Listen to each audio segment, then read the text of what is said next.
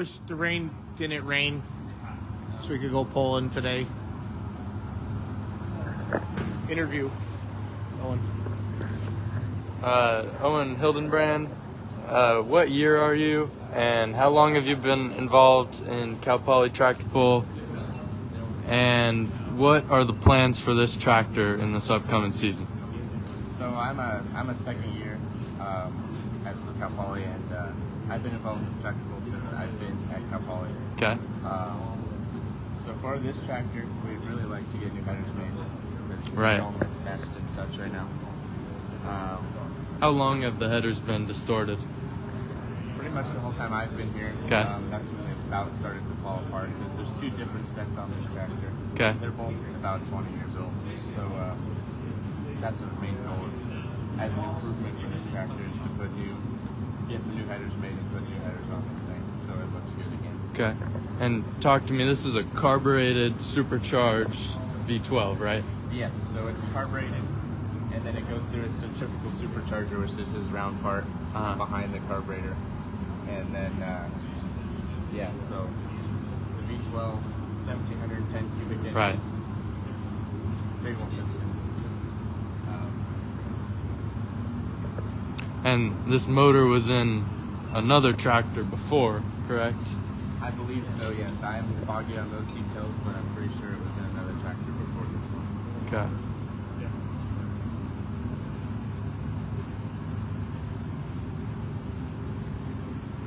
What's the plan for the new headers? Are you going to match the same style, or? Yeah, we want to do the same sort of 2-to-1 configuration. Since there's 2 exhaust ports per cylinder on this thing, you can see it merges here into a single 3-inch pipe. We want to do the same thing because it looks pretty sweet. Right. And it's a inertia starter? Yeah, so it's a centrifugal starter, so it sits there and winds up before you have to engage it, because this motor's so big that you have to have some inertia started before it can spin it over at a good enough speed to start. And last year there were a lot of backfire issues. Did we sort that out, or? Yeah, we're still working on that issue. It's kind of like chasing gremlins. We thought it was an under-fueling issue, so we bumped the fuel up, and then so now we bumped the fuel up, and then it appeared to be too rich. But we also incorporated a throttle stop on this because we thought that it might have been giving it too much fuel at full throttle, so we're now limiting it to about 80% throttle.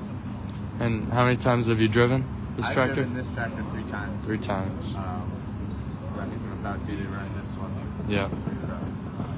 And what about the RPMs? Like, what do you take off at? What kind of, like, what's the high RPM that you see? So when it's idling, it idles at like 900 RPMs. Like Okay.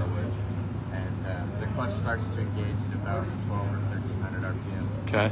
And 4,000 RPMs is about max on this thing. You don't want to go over that, otherwise you might blow something up. So there's no governor on this, so it's entirely, you have to be in charge of your RPMs. So we've incorporated on this Poly digital dash. Right, and you just put that in last summer? Yeah. And what kind of sensors do you have? Obviously RPM, what else? Wheel speed? So we're picking up on wheel speed, RPMs, we got coolant temperature, boost pressure, intake air temperature. Okay. We have not done an air-fuel ratio, which is what we'd really like to do. Sure. So we're going to incorporate that into our new headers whenever we get that done. There's speed sensors like GPS, so we can know how fast we're going down the track versus how fast the wheels are spinning. Sure. So that data all helps us figure out what kind of gear to run.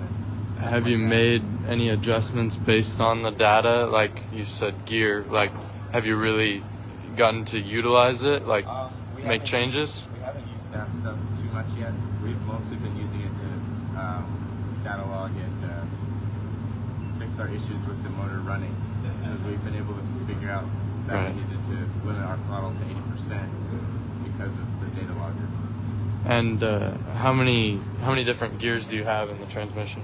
So this transmission only has, it's an Eaton 5-speed out of like Okay. a medium duty truck, and it only has reverse, 4th and 5th gear in it. Okay. The other 3 are taken out. do you switch between fourth and fifth regularly, or do you stick to one gear? It depends on the track, but we usually switch pretty often between fourth and fifth. Okay. Depending on how sticky the track is. Sure. Let's move over to this one. So, talk to me. Just got rebuilt. First fire up. When? So, the first fire up was literally this week.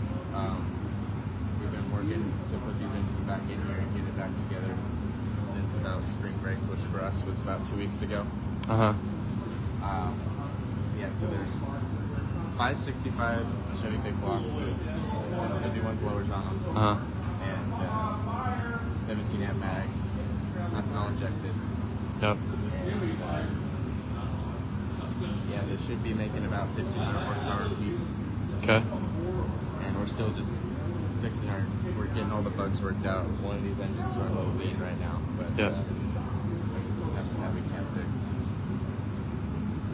And do you know about, as far as like funding wise for the rebuild, that's all that money's coming from what's made on the Poly Royale pole, right? Or is there a yearly amount that gets donated from the school, or how does that work? So we're technically a team for Cal Poly, so we get an IRA fund similar to like the football team and stuff like that.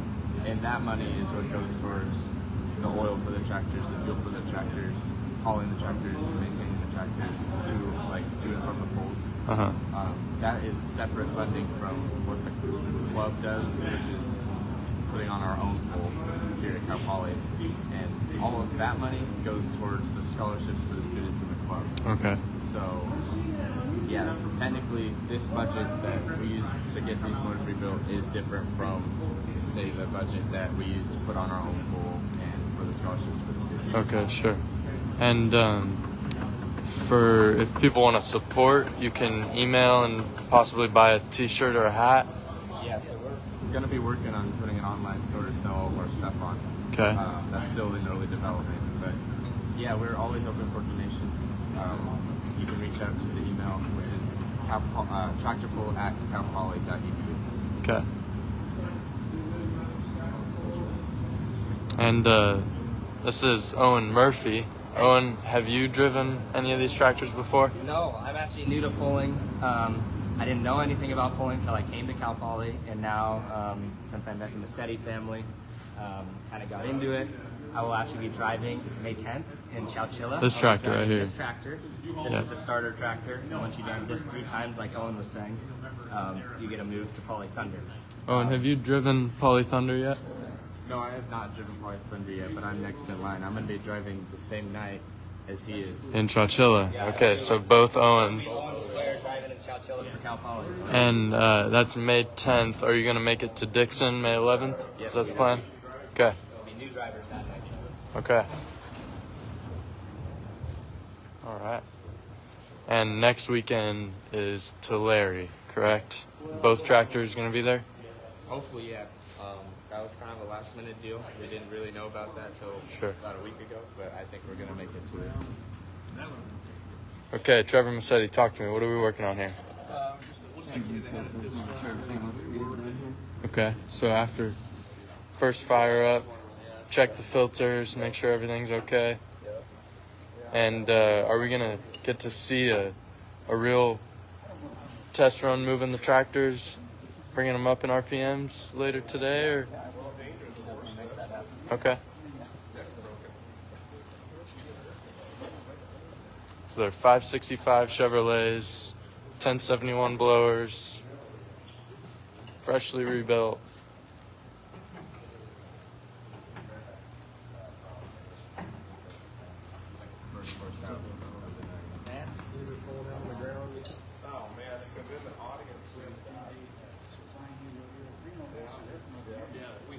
And how many gears are in this tractor? This one actually has 5. 5 gears. We only use fourth and fifth. So. Okay. Similar to the other tractor. The other tractor is the same combination, has all the gears pulled out. And these engines are hooked crank to crank, correct?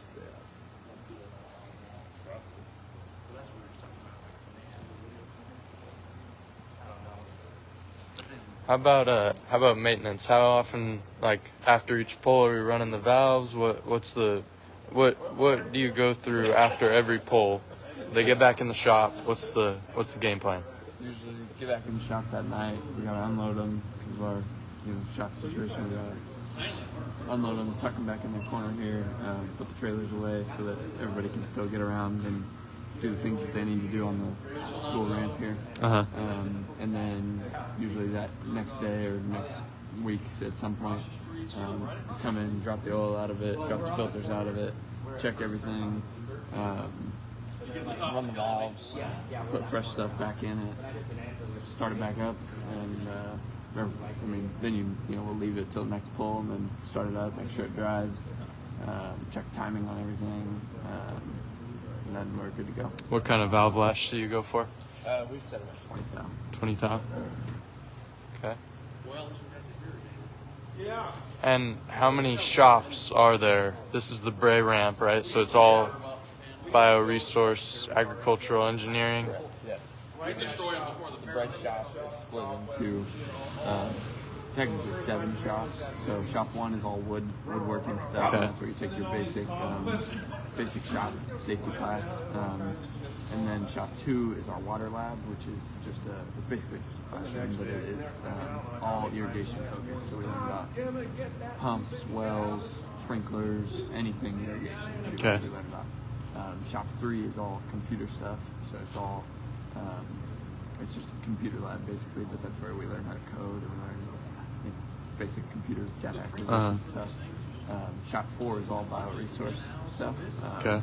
So it's plants, and there's fish in there, there's a whole bunch of stuff. Shop 5, which is the one that we're currently in right now, Yep. is technically the engine shop. Okay. That big black box right there is a vertical lettuce farm, so they've kind of taken over that little corner of the shop. Interesting. But, Is that a senior project or a no, class it's part project? of a club. Oh, a club. Okay. And then, so there's a bunch of small engines, Yeah. a bunch of carburetors up there. There's an old 2-stroke Detroit. Yep. There's a couple engines hiding up here in the rafters. Mhm. And it's just a mechanic shop. Okay. And so there's a couple, engines classes and that kind of thing. So yeah, there are tables and chairs over there and a whiteboard. Are there regularly students in here for classes? Like how many times every day? And what classes are those? Could be anything. There's a tractor driving class for. Oh, okay. That is an elective for any kind of majors to take.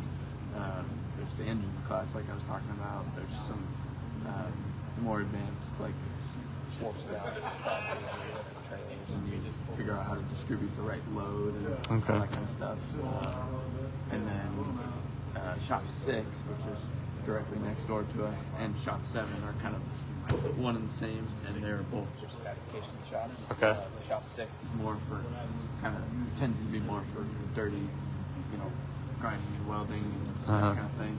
And then Shop 7 is more on the machine side. So there's 3 or 4 mills over there, 6 lathes, also some welders and grinders and everything. So you come to Cal Poly, and a week in your school, you're in the shop, this shop or a fab shop, something like that.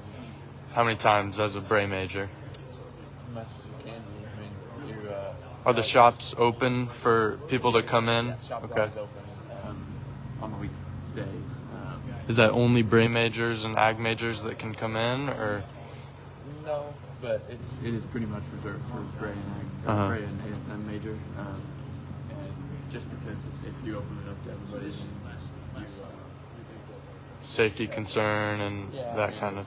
Just it's for Bray majors. So Sure. if a bunch of other students are taking it over, then Yeah, it's not fair it's to us. part of the draw of the program. But we work with other departments. Like there's some architectural engineering students that I've helped machine shafts for their pump because they don't have any of that kind of machine Right. capabilities and that kind of stuff. So it's everybody works together. Now back to the tractor. So obviously motors bored out and everything. Has the blower and fuel setup changed at all, or is it? Yeah, with this refresh, the blowers are black, so they look better. Right. The fuel used to just be injected above the hat, or in the hat. Now it's injected at the hat and port nozzles. You know how many injectors you have here?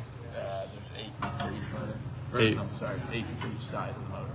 Okay, cool. So, yeah. All right. And that tractor we were looking at, a lot of sensors set up and digital dash. Do you have anything like that for this tractor? Is there plans to implement the same kind of system? Maybe someday we will.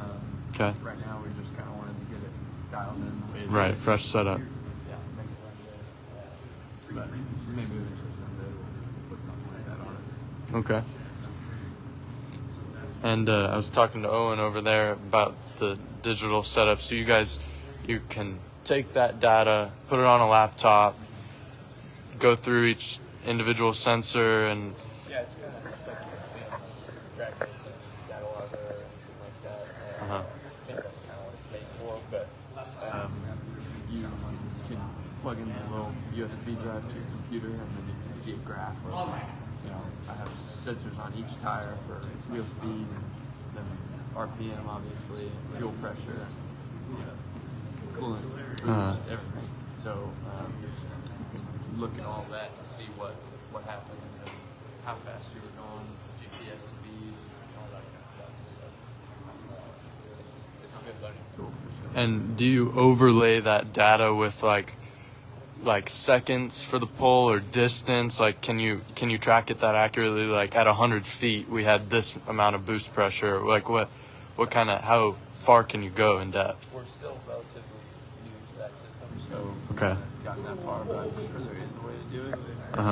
It's just I haven't figured out how to do that yet. Sure. Right now we have a throttle position sensor, so you can see when you start to get in it. Okay. And you can watch that next to a video and see, you know, how when something happens. Sure. That kind of stuff. Yeah, a lot going on. So as a Cal Poly team, you guys obviously maintain and run both tractors, and then put on your Poly Royale event, which was supposed to be today, rained out. The date is currently TBD. Got to go through the levels of bureaucracy. But what else do you do as a club? Like, what kind of events are you involved in? Yeah, so we take the tractors to a lot of different events for the school. Because in all reality, this is a showpiece for Cal Poly. To say like, hey, look, we're pretty badass, you know?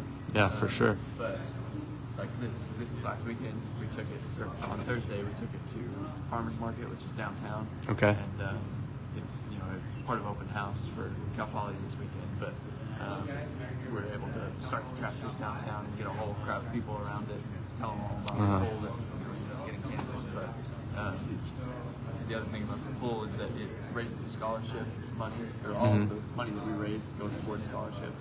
So all the students who are in the club and working hard, wrenching on these things, are the ones who are getting the scholarships.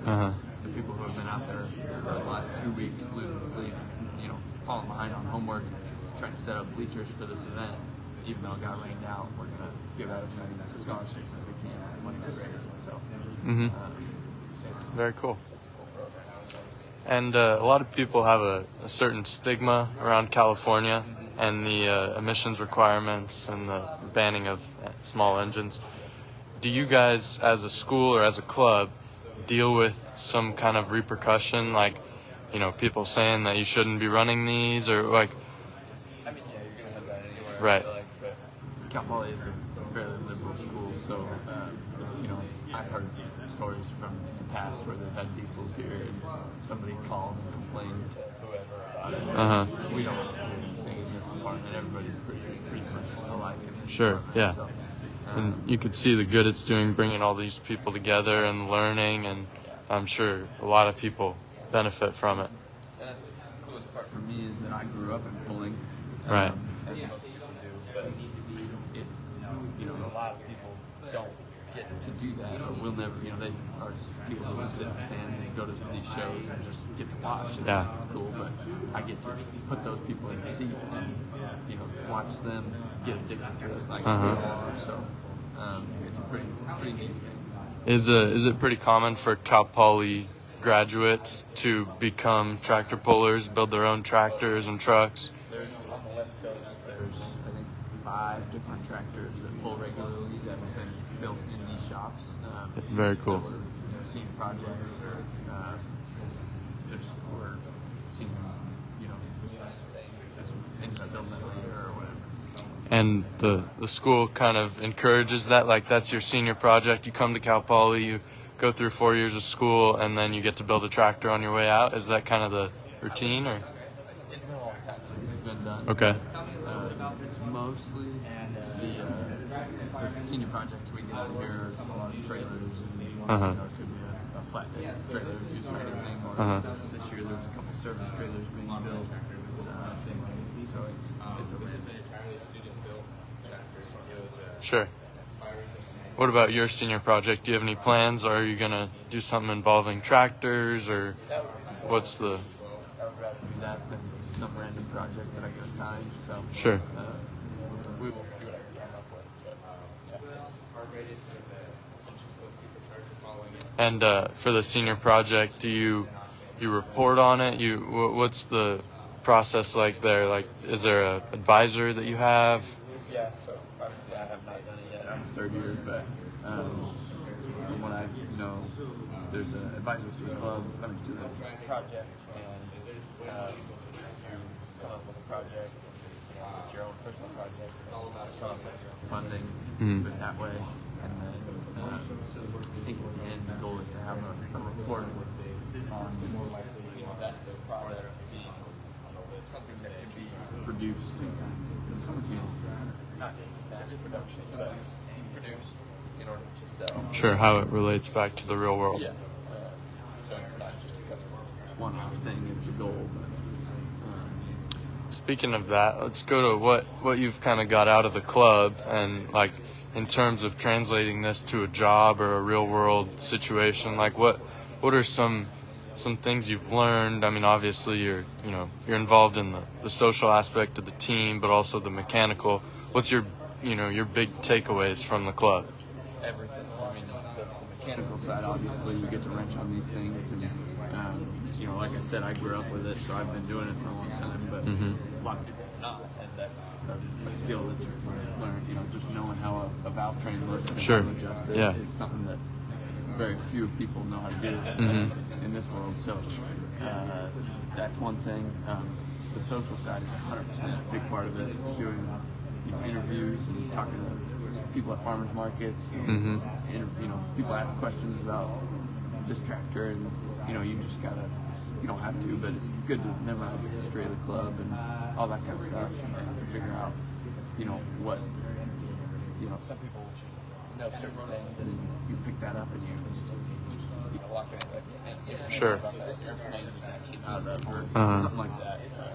And then talking to sponsors and trying to get people to donate to this awesome cause, and learning how to reach out the right way and do all that kind of stuff. Where can people go to find you guys on social media, or like how can people help support? On Cal Poly Tractor Pull, both on Facebook and Instagram, you can look that up and shoot us a message, or I believe that's probably the best way to get a hold of us.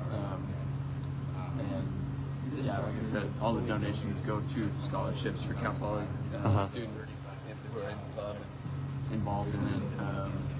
So yeah, we just want to give back to as many students as possible. And how many kids do you guys have that regularly show up to the tractor pull meetings? 30 to 35 people at our meetings, and then during this time of the year, like today for our pull, a lot of ex-graduate or past graduates and Alumni. Alumni and their parents and people who have come to help out in the past who aren't even students show up, and we end up having 100 people that show up to help sell tickets and sell sandwiches and anything else that is possible. So it's a cool following. Do you guys keep track, like how many students you've had driving the tractors, or is there like a logbook? How does that go? I have a logbook that I keep just for pull sake. Okay. Tractor, but I have no idea how many students have had their hands in these. Probably a lot. How many years has this tractor been a part of the club? This one right here was donated to the club in 2004. So that's about 20 years with a couple off of different kids. And how many different drivers would you say? Obviously, like Owen was saying earlier, you drive their Allison V12 3 times before you drive the twin Poly Thunder. So how many times a year do you have a different driver in each tractor? Like, I mean, it's kind of a rotation, you know? Okay. So, this tractor, obviously, there's a much smaller pool to pull from. So you drive a lot more once you've driven that one 3 times. But that one, there's probably, I want to say, 12 different drivers I have in rotation right now. oh wow. So it's really just anybody who's making an effort to show up and be a part of the club is who gets to drive. And how many, you've got 12 different drivers in rotation for one tractor. How many pulls are there in a year that you're going to? Like, how many times does everybody get to drive? I would say usually we hit about 15 to 20 pulls. Okay. With both of them. So there's our opportunity to drive. And do you guys, obviously you probably base it off who's working on the tractors the most. Is the year a factor? So can freshmen come and drive the Mustang Legacy? Of course, yeah. He was a freshman. Yep. It's really just whoever's showing up and putting attention to work on it. Okay. Are these aluminum blocks or are they iron? No, they're Okay. This one's a dark block. This one's actually an old Chevy truck block, I believe. Oh, really? They blew one up a couple years ago. That's what they had. So. Okay. And what about the Allison? Has that been rebuilt lately or ever? The car has been gone through a couple times, and the fuel pump has been replaced, but I think the base internals of the motor is all the same. Same since when? Since came out in an airplane in the 50s or? Okay, wow. And that's a tube chassis. This, you call it a wedge style chassis. What are the differences? Is one more rigid than the other? Is there a reason for the difference, or they both work? The reason because that motor used to be in a wedge style frame, which was the original tractor that the club built. Okay. Back in 1999. But that frame was supposed to be a little stronger and lighter, way lighter than the old frame, because it used to run in the 7,400 pound tractor class, and they wanted to bump it down to the single engine 6,000 pound class. That's why they built that frame, to be a little lighter. But yeah, there's half dozen in one, 6. Sure. Obviously, that's a big, heavy motor out there. Does that tractor get up in the air pretty good or stay down? What is it like driving that tractor? That tractor, it's different for sure. It takes a little more finesse, I feel like, to drive. Okay. It's carbureted and it kind of wants to be driven a certain way. But it usually, before we were running 5,800 pound class, because that was the rules out here, and we had, I weigh absolutely nothing, and I was the only one that could have like 150 pounds up front. So anybody bigger than me, pretty much, we had maybe 20 to 50 pounds up front, and that's just not enough. So we were dropping the hitch, jacking tire pressure up. It was not the best. So in California, we used to run, that was a 5,800 pound class, and this is a 7,200 pound class. Now they're 6,000 and 7,400. So obviously that gives you a little more weight to play with in your distribution. Have you, obviously you say you can put that 100 pounds up there. Have you really noticed a difference in the driving, or, we haven't run those rules for too long. So, okay. It's hard to say because, for one, I haven't driven it yet, but just visually outside seeing it and helping set it up, it definitely has helped. best to be able to run the tractor and keep it the way we want it, no matter who's driving. Because that's the other thing is, usually somebody, once you get your tractor dialed in, you're good to go. You don't gotta change it. I gotta change the weight every single time because I've got 12 Different driver. people, different weights, different heights, different sizes that Sure. are gonna drive this thing. But, it's a game set up right. What's the process like of teaching someone to drive? Like, are you going out in the field and running, doing parallel parking? What's the situation like? A lot of times we'll try and have somebody start it, here in the shops where they're comfortable and they kind of just look and think about everything, and they could just get used to putting it in gear and getting everything to mesh well and staying calm. And sometimes we'll practice backing them up to a sled or something. But usually a lot of times throughout the summer, there's the first time somebody starts it is the day that they drive it. Yeah, so you start it, drive it forward a couple feet, and then in 30 minutes you're backing up to the sled and full throttle, hopefully. Unfortunately, that's not how we like to do it, but sometimes that's just how it goes. But I try to explain what is going to happen and how it's going to happen because I've driven enough to where I know roughly what it's going to be. How many times have you been in the seat in each of them, do you know? I do not know. I think I've driven this one maybe 15 times. 15 times. And then I've driven that one probably only like 5 or 6 times. So in 3 years, you've driven these 20 times? Yeah. It's a pretty good number. Yeah. So I try to explain to people what it's going to do and what the front end's going to come up, so don't turn the steering wheel. And somehow they always black out and forget. And then as soon as they're done, they go, oh, I understand now. Like, I see why you were saying all this stuff. How many passes would you say it takes a person to, not obviously get used to, but get somewhat comfortable, like where they can really think about what they're doing? Depends on the person. There's some people who they drive once and they, then it clicks and they're like, oh, I felt when it hooked up, or I could see when I needed to get on it sooner. Those are the people that you look forward to seeing drive next because they know exactly what they did wrong right away and they're already thinking about it. And there's some people that, not to say they're bad drivers, but they just have never been around machinery like this before. Sure. Not a lot of people have. No, but just they don't have that natural feeling for it. So Sure. You got to train it into them and tell them what to look for and when to get on the throttle and that kind of stuff. Have the tractors ever been outside of the California, Nevada poles? Have they gone back towards the east a little bit, or? Not that I know of. Okay. Any plans? Something we would love to do, but that's a lot of funding and Sure. taking time off school to do that, or taking time off internships. And Sure. That kind of thing. And speaking of that, the polls, are polling seasons during summer, so kids aren't here. Where do the tractors go? How many people do you get at events? Is there a lot, do you get a lot more members when school starts in September? What's it like pulling through the summer when school's not in session? Yeah, so definitely the polls during the school year are the ones that we have the most attendance at because everybody's here and we can arrange rides and we can, carpool down there and whatever. But during the summer, there is a core group of people who stick with it and they end up, we'll have sometimes, usually up to 10 is probably the max that we have, but probably more around 5 people that show up to almost every poll. And that's because we're going all across California, so chances are you're within an hour of somebody's hometown. As far as where they stay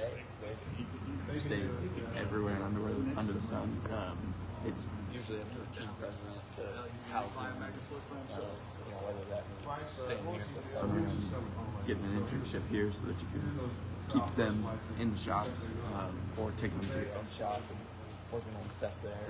Or even, I've seen pictures of tractors in people's garages and stuff. It's a responsibility for sure throughout the summer.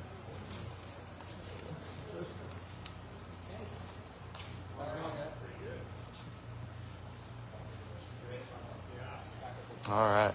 Well, that's the Cal Poly polling team. Poly Royale to be determined. The Allison V12 and the newly built twin Chevrolet.